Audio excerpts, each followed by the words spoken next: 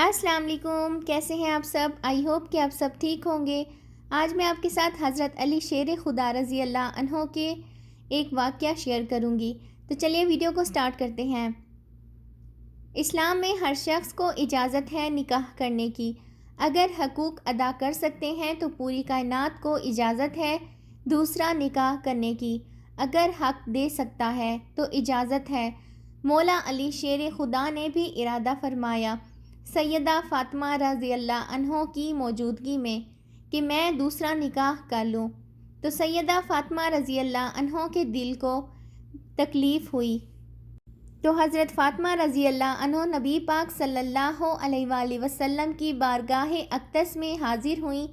حضرت فاطمہ نے زندگی بھر کھل کے کوئی بات نہیں کی تھی، آج بھی آئیں تو چپ کر کے بیٹھ گئیں۔ حضرت فاطمہ رضی اللہ عنہ کے آنسو نکلے تو نبی پاک صلی اللہ علیہ وآلہ وسلم نے پوچھا، فاطمہ کیا ہوا؟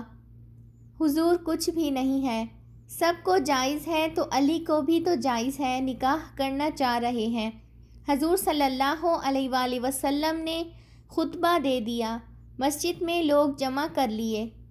نبی پاک صلی اللہ علیہ وآلہ وسلم نے فرمایا، آؤ سارے مسجد میں خطبہ سن لو۔ مختصر سا خطبہ دیا، 2 حرفی بات فرمائی۔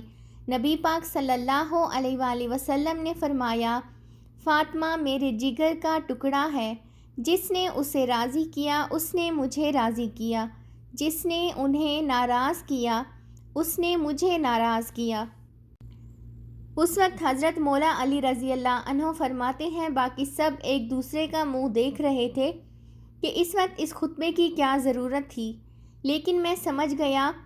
شیر خدا کہتے ہیں چپکے سے اٹھا اور سیدہ فاطمہ رضی اللہ عنہ کے پاس گیا، فرمایا میں نے تو بات ہی کی تھی، آپ تو حضور کے پاس چلی گئیں۔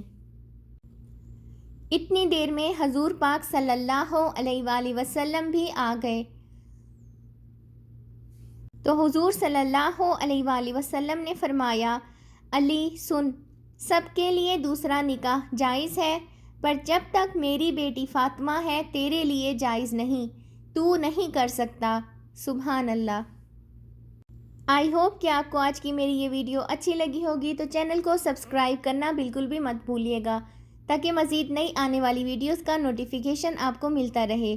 ملتے ہیں نیکسٹ ویڈیو میں، اپنی پرخلوص دعاؤں میں مجھے بھی یاد رکھیے گا۔